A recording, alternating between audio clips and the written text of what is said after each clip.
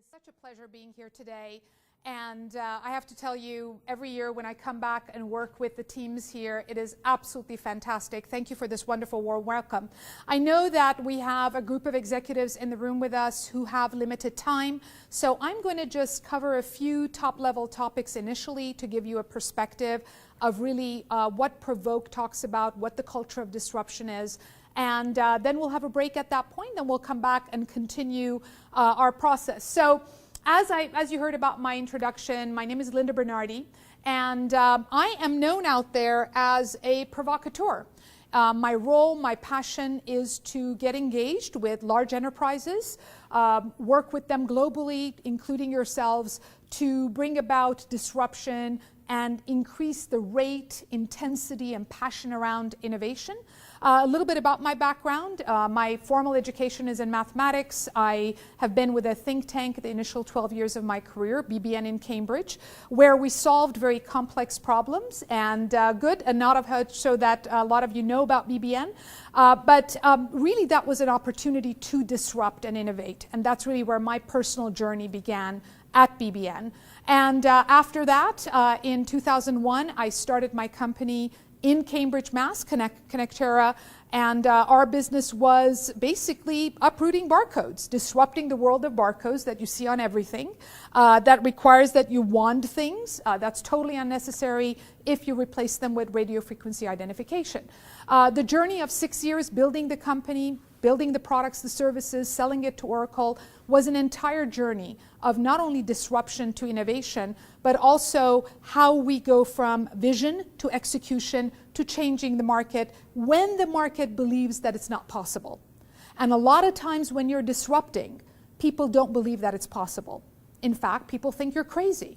And that's great. If you have a great idea and you share it with somebody and you get feedback that says you're insane, then you absolutely know you're on the right track. Otherwise, we'd all be thinking the same. After that journey, I have been running Strategia Partners, which is a strategy consulting firm. And the last 5 years, I've been very engaged with large enterprises in this same process of how do we actively and intensely disrupt in order to innovate. And I'll share some of my experiences with you over the course of the next few days. So that's just a little bit about my background. And so I want to start out by reminding everybody that disruption is not chaos. Disruption is actually really necessary for innovation. I started using the term disrupt around 2001, which is when I had my company, and that created a lot of discomfort in people. And I loved that. I loved going into a meeting in a traditional company and saying, we're going to disrupt, we're going to change, and seeing those looks of despair, right? Because I can't think of any time in the history of technology or anything where innovation has happened without disruption. Think about it. Can you innovate if you don't disrupt?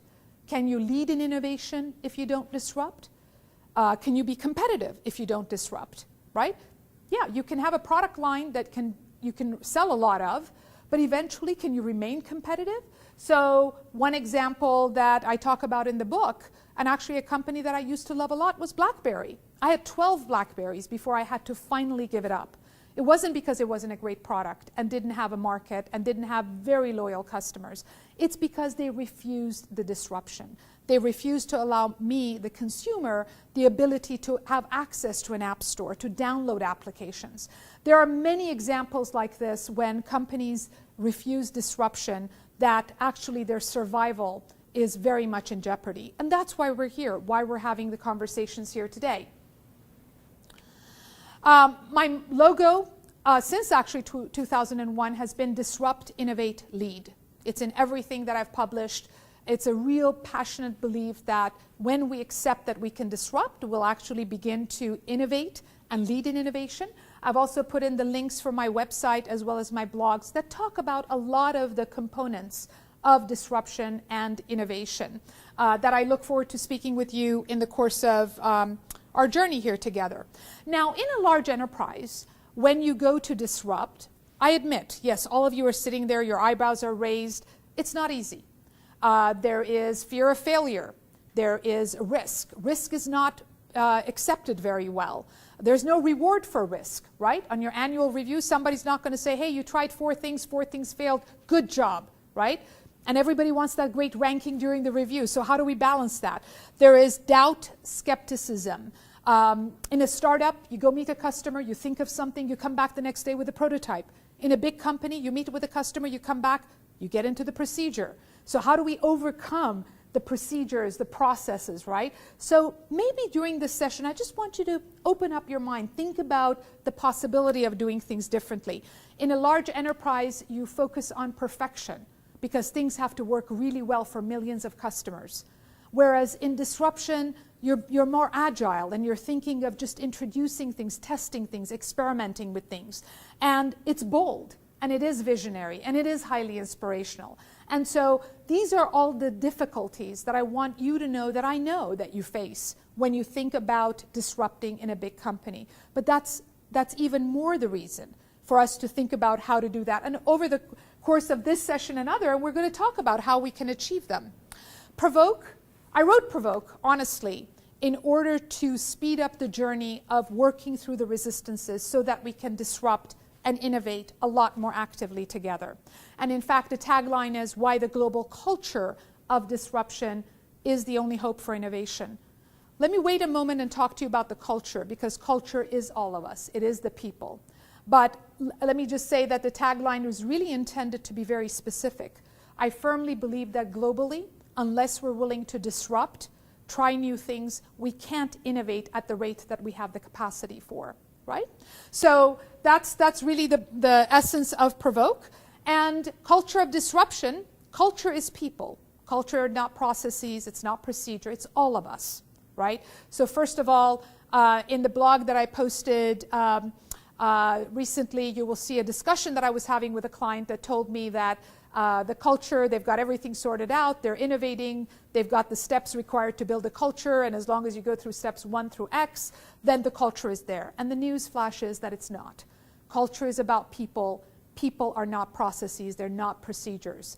In order to innovate, you have to open up the ability for people to be creative, to be innovative, to be free, and to be able to express their thoughts. And there's no way that you can fit all of that into a stepwise procedure. So very deliberately, when I was writing Provoke, I chose this trademark, culture of disruption, as well as culture of innovation. And you see that it's C of D. In fact, all of you, when you walked into this room, you received your official membership card of your culture of disruption. This is sort of your ACLU permission card, that every time you look at this, I want you to think about things you would do every day differently. And how might that feel, right? So it's a very deliberate thing. And notice that in the logo, there's this bursting effect on culture and disruption. Because once we allow this to happen, pretty amazing things are going to happen. So this was by no coincidence. The black bar on the bottom is actually the platform of the disruption. And it's the people. So culture is about people. It's about all of us. You'll see the role that you play in the ecosystem. And the first half of Provoke talks about the 5 stages of resistance that we need to go through before we can disrupt. Before we can create change, we have to walk through stages of resistance. And these are resistances in ourselves, yes, in ourselves, and in others. We tend to think ourselves as an individual that we might be perfect, that the problem is always with somebody else. Actually, the problem is a lot of times with ourselves and how we perceive things and how we resist toward change. So the stages are, and I'll go through them very quickly here. The first one is anger and denial. This is the very first stage anytime you take a radically new idea, typically, in a company, because it creates discomfort, it's too much outside of the product line. You will hear things like, even if we do this, the revenue from this is so little, we're never going to get into this, right? Or no one in our business ever did that. Right, so I kind of think about cloud 5 years ago, right? I think about the big enterprise software companies that never, ever, ever believed anyone is ever going to run anything because security won't allow us to run it on the cloud. Okay, fast forward 5 years. Do I need to say more? No. I'll let you think about that. So that's stage 1. Stage 2 is rejection. That's the easiest way to cut the conversation. And you're going to learn a lot of skills on how to maneuver through this. How are you going to take somebody from anger and denial into rejection? Remember, you're entrepreneurs now. And rejection is one of the best things that are going to happen to your idea. When somebody says no, You know that you created a reaction, that's great.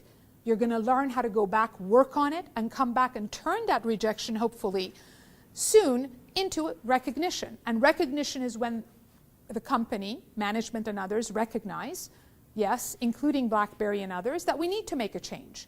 Now, recognition needs to be genuine. This is why the culture, you'll find, is very, very important. Because a lot of times when recognition happens in my clients, it's immediately followed with this rush of going shopping, acquisition. Okay, I need to change. There's this great company of fantastic entrepreneurs. I'm going to build them, buy them, bring them in, and then suddenly my culture is going to change. And I'm going to change, and my products are going to change. And it never happens that way. There's an entire chapter dedicated to the acquisition delusion that I would encourage you to read and communicate with me on. But, and that's, an acquisition is a fine way to recognize that there has to be change. But there's something even more fundamental, is how do we change the culture of the 90-some% in the company to allow us to get there. And hopefully, if we're past that point, we're on to inspiration and acceptance. And this is when the journey begins. So in order to disrupt, we have to walk ourselves and others through this process. You need to be patient. It takes time. Change is not easily done in big companies. But I will give you the most fantastic news is that in my entire career in tech, there's never been a time that change is more possible in companies, right? So I'm glad to see all these nods. That is fantastic. And this leads us obviously to the term that you're familiar with. It is the culture of disruption. It's all of us being part of this change, which is in the center of what is most importantly called the ecosystem of disruption. And when I was trademarking this, I also did ecosystem of innovation. Because when we create disruption and innovation, we don't do it alone. We do it in an ecosystem of partners, consumers, advocates, funders.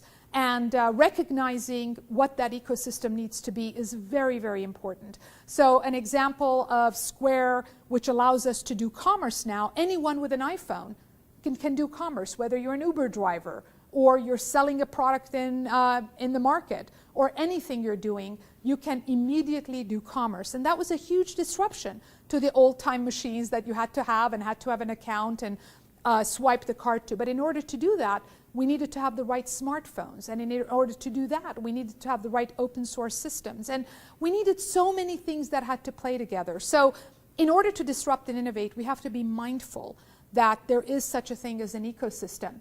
In the ecosystem, and you see in the yellow circle around it, it starts with the leadership, CEO, the C-suite of the company, onto the board of directors, 10, 12 people, the investors, shareholders, the entrepreneurs that are involved, relationship with academia, which is super important in bringing innovation into a company, and then probably the two most important elements. The very most important one is you. You are the core of a company. You're the 99.9% of what makes the company. There's probably nothing more frustrating for me than when I sit with brilliant people who tell me, but I only work here. No, you are the reason here exists, right? So you need to celebrate that and become more powerful in being able to be part of this journey. Same thing with the market, recognizing that today's market isn't a market that one innovates and just introduces products. Today's market consumer is aware of their needs. They really do understand what they want. And they're very powerful through social media and others to make their wishes known. So the ecosystem of disruption, or if you'd like, the ecosystem of innovation, is the key for us to go from disruption into innovation, into impact. So I hope that this has sparked some thoughts in your mind. At this point, this is really all up to you. The question is, are you ready? Thank you very much for those of you who made the special journey here. We'll take a break and come